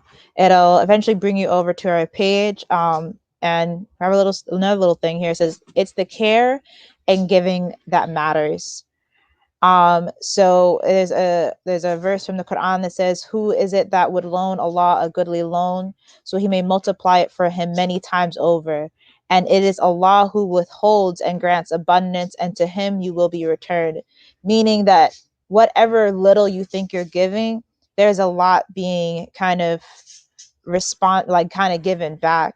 So there are different, again, programs and services that you guys can provide, which is youth education, family resources, youth programs, women's health, charitable projects, as well as community service.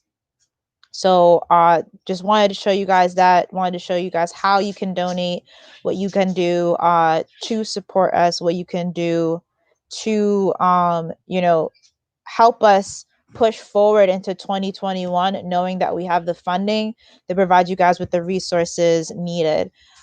So before I continue forward, I'm just gonna wait for Sister Asiya to hop back on to just say a few words. So give me 1 second. Up, and here she goes. Assalamu alaikum. Wa alaikum salam wa rahmatullahi wa barakatuh, everybody. Yeah, I really just wanted to bring you on, one, because of how heartfelt you were and how much passion you had at the beginning, and also to just remind the audience, remind the viewers of just how important it is to give, but how also important is that even if you're not giving financially, other ways that you can support Absolutely. us. Absolutely. Alhamdulillah, it's an honor to be asked to come back and to help implore and reach out to those that are listening in of how important it is to support the Muslim Sisters of Staten Island. I just want to share something that the Prophet ﷺ implored us. He said, a person who has Iman is determined by, and Iman is faith, deep faith, that connection, that consciousness of Allah. In all that they do, that when you have is determined on that iman is determined on or based on if you see your neighbor hungry and you go to bed okay with that, it's reaching out to that neighbor and helping them. And we see so many are suffering right now, with this pandemic. We see so many that are struggling, with their mental illness is being affected in a way that has never happened before. So I'm asking each and every one of you, be a part of the village. Be a part of the village that's going to help. We see it with children. We see the benefit that when they have the aunties loving on them, the grandparents loving on them, and everybody contributing to the raising and the upbringing of this child, we see the positive results. We can do the same thing in our communities if all of us pitch in together, if all of us reach out to be able to do our part. And everyone doing a little, it accomplishes a big, a big result. So please, really consider, and if it's not monetary, our religion teaches us even a smile is sadaqah. So if you can volunteer to assist in giving your time, if you can share this video, share it with your friends and family who may have the means, the financial means to be able to support, please do that. If you are a company or an organization that maybe it's a tough time for you yourself and struggling, but you have the means of being able to offer supplies and things that would normally cost, the Muslim Sisters of Staten Island money, give in-kind donations that will be able to minimize their costs and still be able to do the powerful work that they're doing. So if in any way you can assist just by sharing, this fundraiser, sharing the word, giving an in-kind donation, and just even volunteering your time to be able to assist the sisters, please do so. Please consider do so. It shows where your faith really lies. And that you want to do your part in being able to show that you're answering the call and you're answering the dua, the prayer of someone who's asking for help, not letting your neighbor go to bed hungry while you go to bed with your stomach full. Let all of us be able to benefit. You never lose. When you give sadaqah or charity or helping in any way, it does not interfere with the provisions that Allah gives you. So you never lose by giving to someone else. So please consider helping and supporting the Muslim Sisters of Staten Island. And if you have $5, no amount is too little. Thank you so much, Sister Asiya, again for the powerful words. And I feel like every time you speak, it like hits me in my heart. Like, mashallah. Mashallah. That's Allah. That's Allah.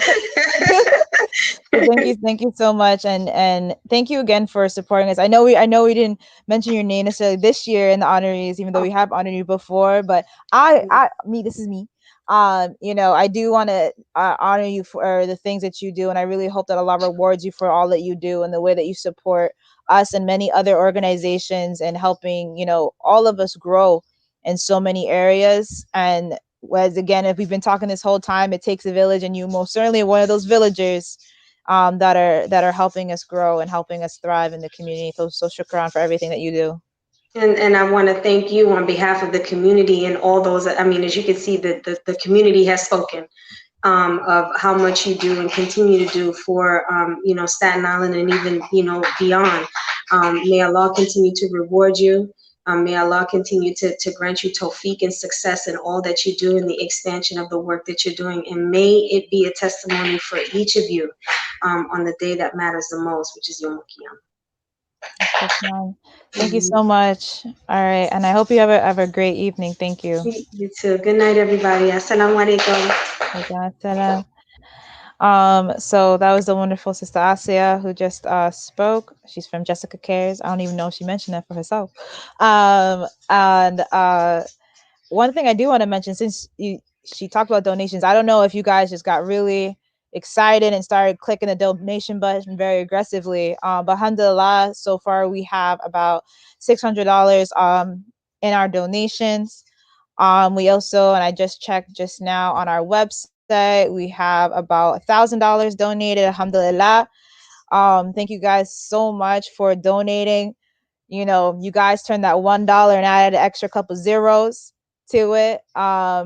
And may Allah reward you. May God, reward you for the things that you do and how you're supporting us to support you guys and in the community. And also, too, I want to thank all of the speakers. I want to thank all of the performers, Cheyenne. I want to thank our members of our staff, Husnia, as well as our executive director and founder, Shaheed Abdul-Qawiyy. Because at the end of the day, if she hadn't started with a couple other sisters back in 2014, we would not be here in 2020. We have not been here, throughout this whole 6 years to provide these programs and services to you guys and trying our ways to uplift our community. So I really want to thank her for all the things that she does. You guys can't see, but she worked really hard for this fundraiser. So she's probably going to take a very large nap after. Something else I would like to do is just take a little moment of silence for those that we have unfortunately lost during the pandemic, whether it's from COVID-19, whether it's from the stress of the pandemic, whether it's just struggles and financials and different things like that. So I just want to take, just a couple of seconds to have a moment of silence for those that have been struggling, as well as those that we have lost during the pandemic.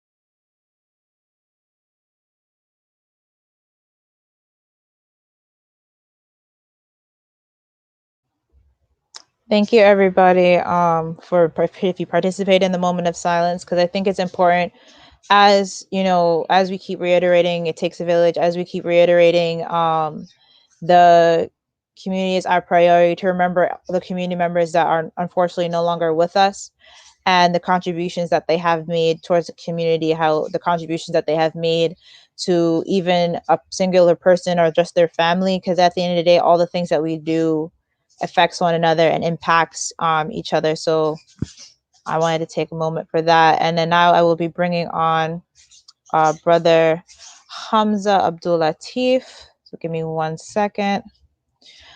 Before I do that, I do want to show you guys, before we close out, because you have a little bit more time, a flip book that we made, kind of showing the things that we were doing, showing kind of our supporters that we have that couldn't come on today, in essence of kind of just overall support, because we have many supporters that are very active but behind the scenes, if you will. And so let me just bring up the little flip book that we have for you all to see. 1 second. Let me share my screen. Hold on. Okay. Oh, sorry. Okay, so, all right, you guys should be able to see my screen. So this is our little flip book that we have.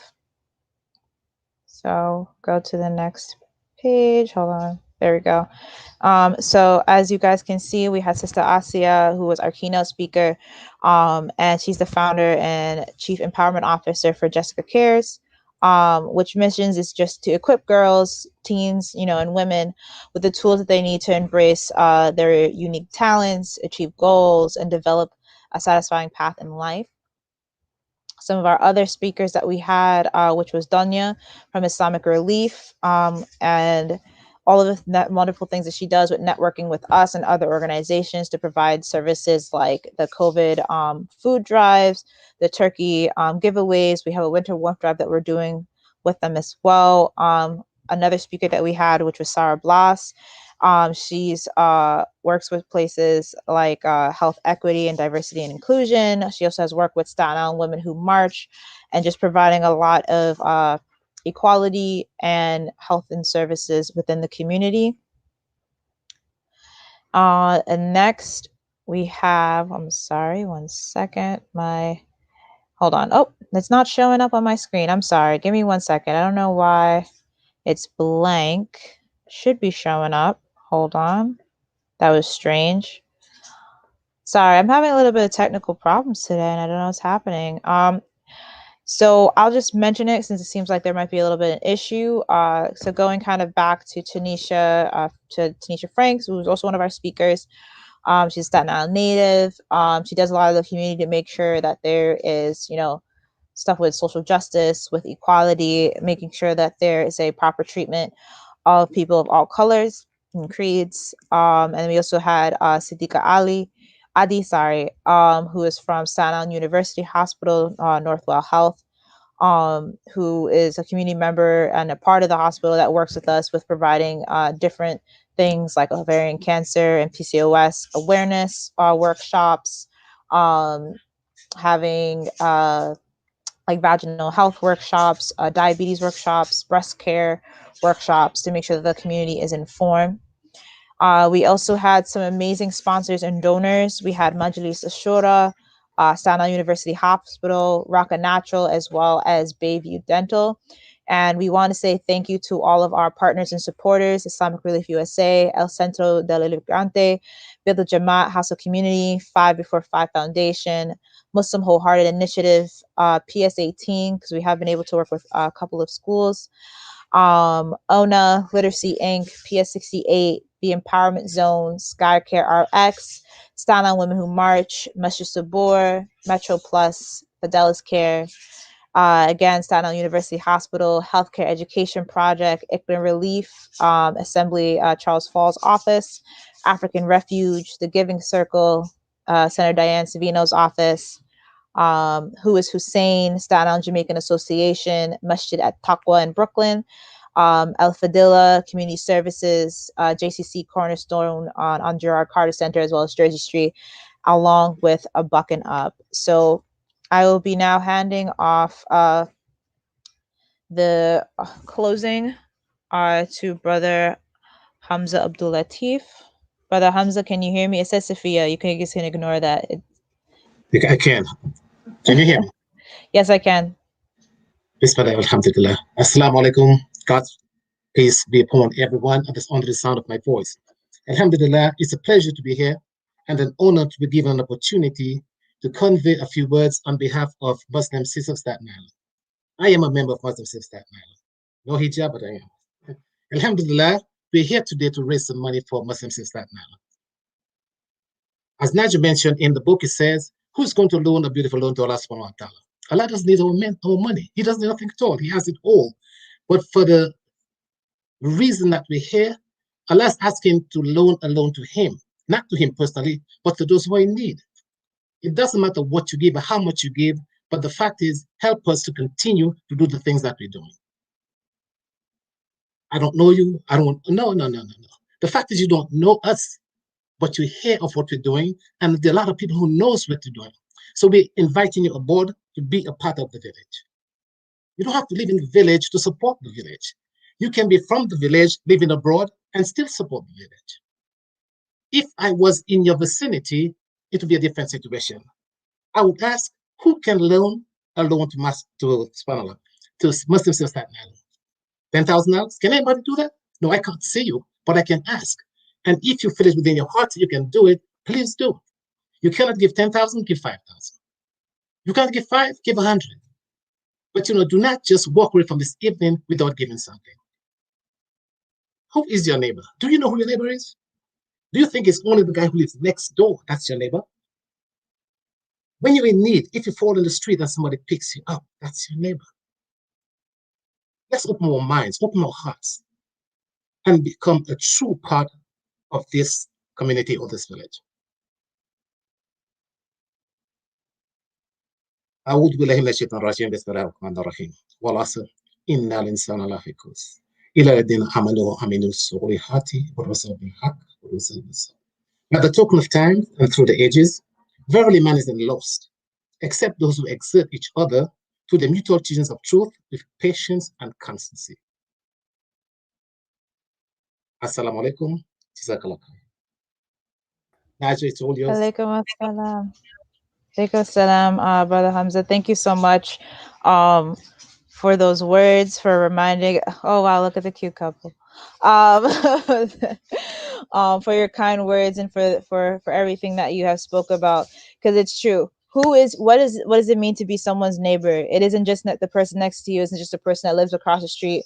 It could be anybody and everyone all at the same time. So thank you so much for speaking and doing the closing remarks. And thank you one more time to our wonderful staff, to our wonderful team. Got to shout out everybody here. Husnia, who for giving out the stuff for the honorees. Sister Shahana, who is our one of our community outreach liaisons. Sister Tracy, who is our recording secretary. Brother Abdulaziz, who is our CFO. And most importantly, Cheyenne as well, who is the executive assistant to the lovely lady on my right, Sophia Abdul-Qawiyy. And thank you so much again to Brother Hamza Abdul-Latif for being one of our advisors for Muslim Sisters of Staten Island. And Sophia, where are you going? For Sophia, hello. I do want to say thank you so much, Sophia, for founding Muslim Sisters of Staten Island, to putting your foot to the pavement since day one, since 2014, and never stopping even when your feet be hurting. Thank you so much for all that you do, and thank you again for all of our partners, and I hope you all have a wonderful night. And again, donate if you can, whether it's a smile, whether it's a gesture, whether it's a Facebook share or like. Anything can support us in making things work. However, finances help us the best way. Have a great night, everyone. Assalamu alaikum. Wa alaikum salam.